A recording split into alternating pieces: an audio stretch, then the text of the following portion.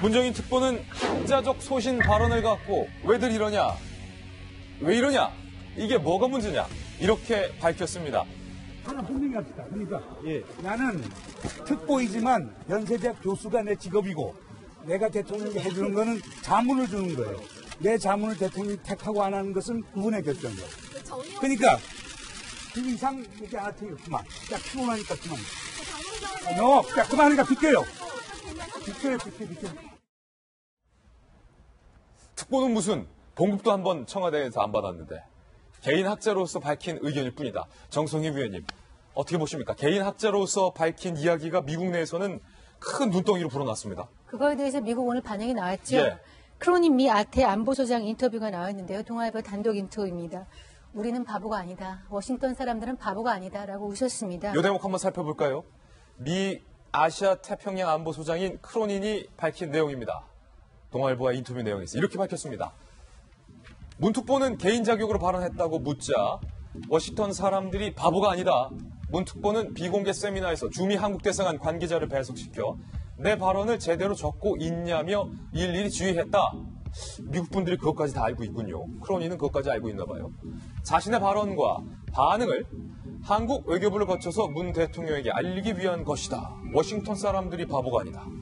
그렇죠. 그거는 이제 주미 대사관에 있는 우리 직원들이 자기 발언을 받아 적게 한 것이 문제가 아니라 특보가 아니고 개인 교수 자격으로 왔으면 그렇게 했겠느냐. 예. 그런 점에서 우리는 이제 바보가 아니다. 이것은 상당히 문재인 정부의 의중과 어떤 그런 것이 실려 있는 것이다라는 것을 말하는 것이고요. 그래서 이거 이제 미국 현재 그 원비어 사건과 관련해서 워싱턴의 기류가 좋지 않습니다. 그래서 지금 현재 워싱턴에서는 그 문재인 정부를 김대중 노무현 정부에 있는 햇볕 정책 3기 정부 정도로 생각을 하고 있다. 특히 우려하는 것이 이번 10월이랍니다. 왜 10월일까요? 달력을 꺼내들면서 크로닌 소장이 얘기를 한 거죠. 10월에 14 남북 정상회담 10주년 기념식이 있는데 그때 문재인 대통령이 북한을 향해서 아주 좀 담대한 그런 제안이 나올 것으로 예상이 되고 있는데 그것이 한미 관계와 기존의 남북 관계 틀을 흔들지 않을까 하는 우려가 나오고 있는 것 같습니다. 이제 워싱턴 특파원으로 재직을 하셨고 또 국회의원까지 하셨으니까 이상희 전 의원님, 워싱턴 사람들은 바보가 아니다라는 워싱턴 사람의 말을 저희가 들어봤어요. 그리고 그 앞전에는 문정인 특보가 아니 학자로서 한 발언인데 그게 뭐가 문제가 되느냐라고 반문을 하는 대목도 들으셨는데 정말 문제가 안 됩니까?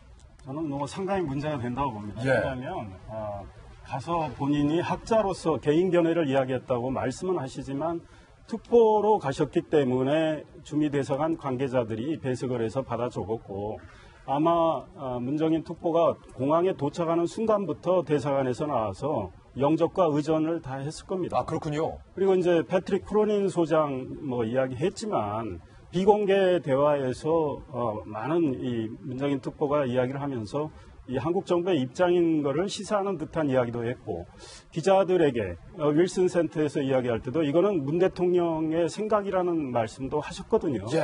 이제 파문이 커지니까 이거를 좀 무마하기 위해서 그렇게 말씀을 하시지만 워싱턴 사람들 정말 바보 아닙니다. 워싱턴 사람들 똑똑하다. 예, 이분이 지금 청와대 경고를 받았음에도 불구하고 오늘 화면에 보셨지만 상당히 본인의 입장을 계속 강조를 하시잖아요. 예. 그거는 뭐냐면 나는 대통령의 멘토다. 이 생각을 갖고 계신 거예요.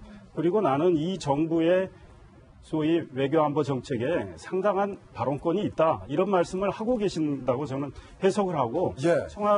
청와대 특보의 이분의 말씀을 워싱턴은 면밀히 분석을 하고 그 의도를 다 분석을 했다고 봅니다. 중요한 건 한미 정상회담이 29일, 30일 열리는데 제대로 될지 문제인데요. 과거에 조지 W. 부시 대통령하고 노무현 대통령의 신뢰관계가 없었습니다. 그래서 외교하는데 굉장히 어려웠어요. 한미 관계가 어렵다. 정상의 신뢰가 정말 중요한데 신뢰를 과연 이번에 단단히 다질 수 있는 기회인데 그게 제대로 될지 좀 걱정스러운 점이 있습니다. 문정인 특보의 방금 이 발언은 이렇게 해석하셨군요. 어제 미국에서 뭐가 두 마리 날라왔습니다. 죽음의 백조라고 불리는 B-1B 폭격기가 한반도로 전개된 건데요. 바로 보시는 화면처럼 이 죽음의 백조가 날아왔습니다. 그런데 미국 내에서 이런 얘기가 나오고 있습니다. 군 관계자의 발언도 한번 보시죠. 문정인 특보의 발언이 있기 전에 결정이 됐지만 미 측에서 문 특보 발언 직후인 지난 주말 갑자기 비원비 출격 사실을 적극적으로 홍보하라는 지침을 주한미군에 내려보낸 건 사실이다. 한미 훈련 축소할 수 있다. 한미 간의 무기 할 수 있다. 이 발언 이후에 미국에서 뭔가 변화가 있었다. 비원비 출격을 좀 적극적으로 홍보하라. 이게 어떤 의미입니까, 김 교수님? 사실 이제 비원비라고 하는 전략 무기는 북한에게는 굉장히 치명적인 위협입니다. 그러니까 비원비가 출격했다는 사실이 알려질 때마다 북한은 굉장히 아주 신경질적인 반응을 보였었거든요. 벙커로 다 숨는다. 그렇습니다. 그러니까 죽음의 백조라고 알릴 정도로 굉장히 위협적인 무기인데 문제는 이제 비원비 출격이 한반도를 상공해서 돌아갔던 일이 몇 번 있었습니다만 이번의 경우는 다른 게 뭐냐면 이 빈센트 브루스 주한미군 사령관이 직접 야 이것을 공개적으로 굉장히 적극적으로 알려라라고 이제 지시를 했다는 거예요. 그게 문 특보 발언과도 연관이 있다. 제가 볼 때는 그 전에 했던 행태와는 다른 거였어요. 왜냐하면 비원비가 한반도에 배치되고 전략자산으로 선회했다는 것을 북한이 알으면 시끄러워지기 때문에 예. 가능하면 비공개로 다녀갔거든요. 그런데 이번에 이걸 적극적으로 알려라고 했다는 것 자체가 지금의 한미 관계에 있어서 미국의 불편함을 간접적으로 드러낸 거라고 분명히 해석이 가능하고요. 이제 문특보 귀국 시에 지금 드러난 이야기를 보면 저는 그런 생각을 해봅니다.